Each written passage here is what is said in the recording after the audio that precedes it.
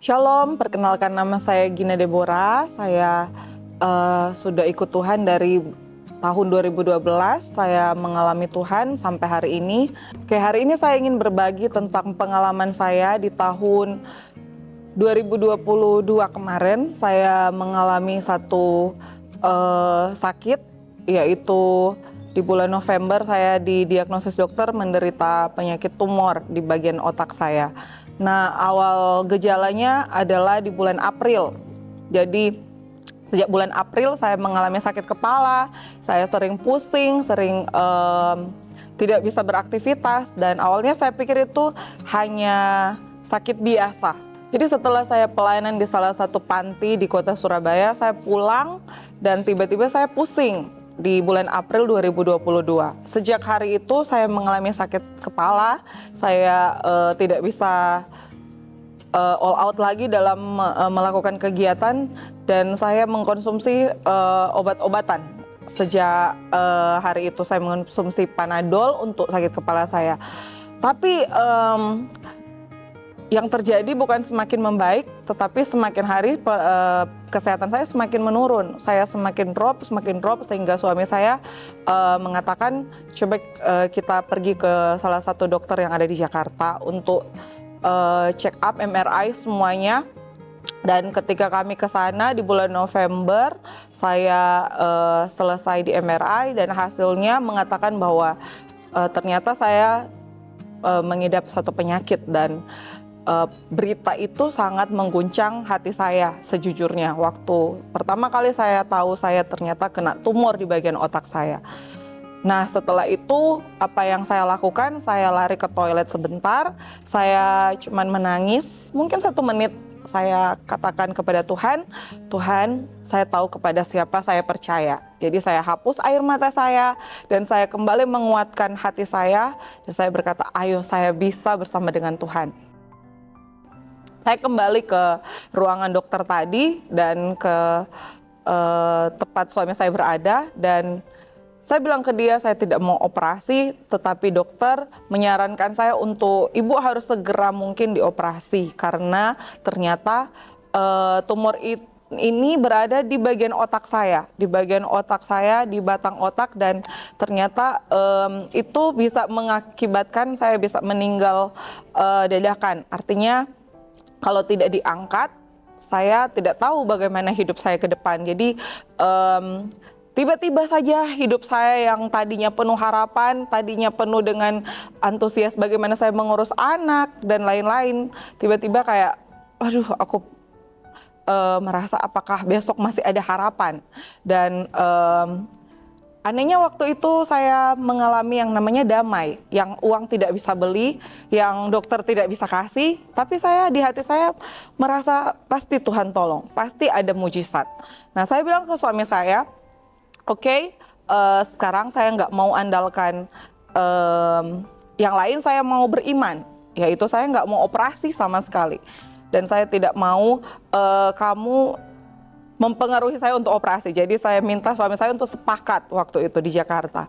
Tetapi apa yang terjadi ketika suami saya bilang oke, kita sepakat tidak operasi, saya kembali ke Surabaya dengan harapan Tuhan menyembuhkan saya. Dengan iman saya yang kuat bahwa saya nggak perlu dioperasi, saya pasti sembuh.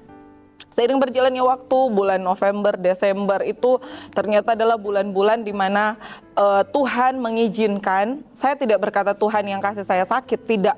Karena Tuhan pasti kasih kesembuhan dan damai sejahtera.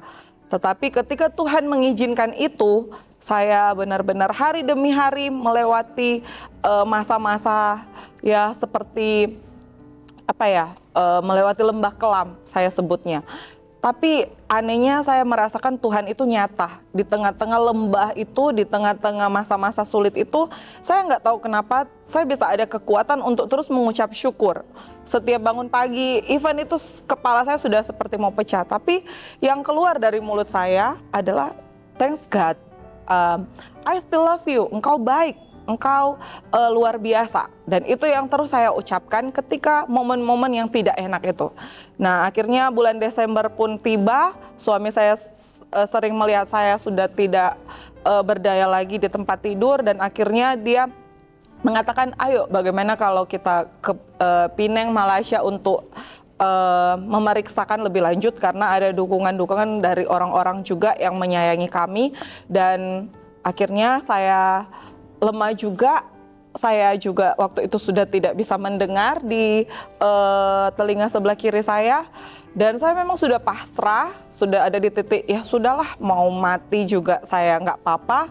Tapi saya juga sebenarnya masih punya sangat keinginan banyak untuk melakukan sesuatu yang dalam hidup ini, istilahnya saya pengen masih mengurus anak-anak saya, mengurus suami saya, masih mau melayani, itu ada di hati kecil saya.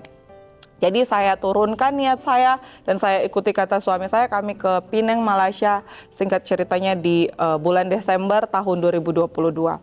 Ketika bertemu dokternya langsung menyarankan untuk ibu harus segera dioperasi secepat mungkin.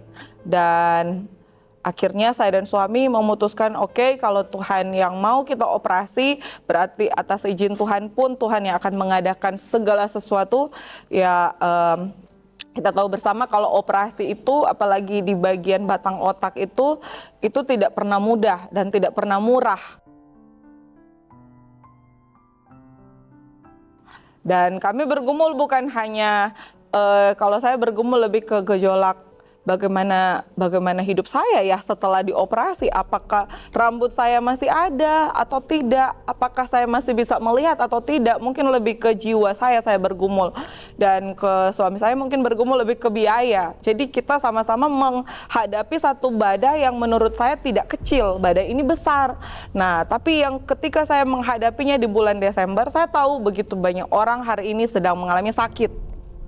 Nah, saya pun mengalami itu di titik itu 2022. Tapi yang anehnya itu kalau kita punya Tuhan, kalau kita punya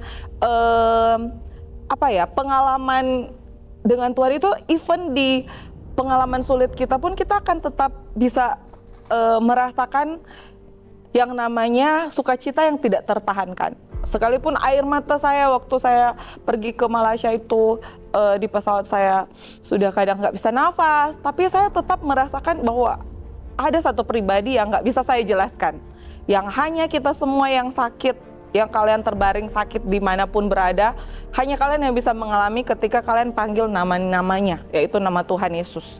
Dan dialah pribadi yang menemani hari-hari saya, dan dia berkata, lewati setiap badai dalam hidup ini bersama dengan aku, karena aku Bapamu. Bapa di dunia mungkin tidak bisa menemani kita seintens Bapa kita yang di surga. Tapi menurut pengalaman saya ketika saya di bulan Desember itu, saya takut. Jujur saya takut untuk operasi, tetapi ketika saya mendengar suaranya berkata, aku Bapamu, aku menjamin hidupmu, engkau tidak akan pernah, bahkan sehelai rambutku pun jatuh, itu Tuhan tahu. Harus seizin Tuhan baru jatuh, baru itu saya benar-benar kuat untuk oke, saya bisa kalau ada Tuhan. Singkat ceritanya 5 Januari itu saya akhirnya dioperasi dan dokter mengatakan hanya mungkin estimasi waktu 8 jam.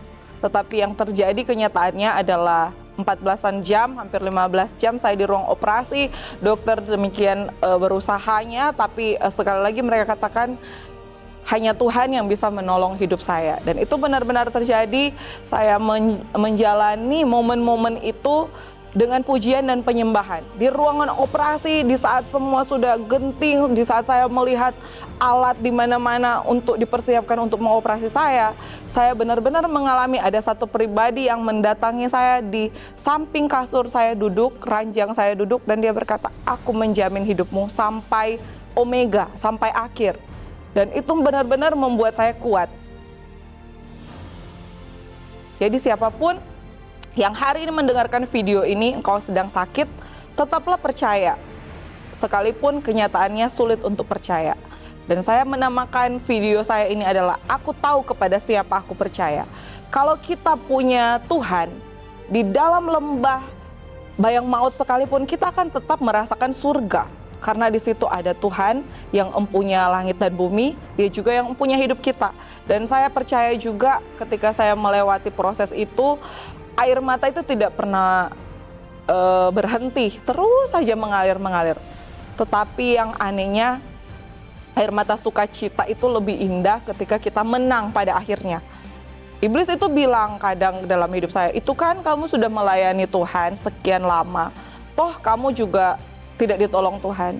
Dan suara-suara seperti itu sangat sering saya dengar. Saya juga tahu orang yang sedang sakit akan mendengar suara-suara yang pada dasarnya ingin membuat kita kecewa dengan Tuhan. Tetapi dari pengalaman saya, waktu saya dioperasi pun saya tidak mempertanyakan kenapa Tuhan. Tetapi yang saya naikkan adalah terima kasih Tuhan. Dan puji Tuhan, setelah selesai semuanya, saya telah selesai dioperasi di bulan Januari 2023. Dan dokter pun sendiri menjadi saksi bahwa bukan dokter lah yang, hanya kekuatan dokter lah yang menolong saya, tetapi Tuhan sendiri. Hari ini saya masih hidup, puji Tuhan sehat, puji Tuhan telinga saya sudah mendengar normal, mata saya melihat dengan jelas. Saya pakai kekuatan saya hari ini bukan karena kekuatan yang saya dapat sendiri, tetapi itu kekuatan dari Tuhan. Nah, biarkan lewat hidup saya hari ini saya membagikan bahwa siapapun yang sakit, engkau tidak perlu takut, tugas kita tidak perlu takut dan tidak perlu khawatir. Ada Tuhan yang sumber dari segala penyembuh di atas segala penyembuh. Ingat, mujizat itu bukan hanya ketika kita mempercayai keajaiban itu datang, tetapi kita mempercayai apapun yang terjadi, Tuhan tahu yang terbaik. Hari ini sudah selesai badai itu, dan saya menari di tengah badai itu. Ini story saya, ini kisah saya. Pastikan video-video selanjutnya. Tuhan Yesus memberkati.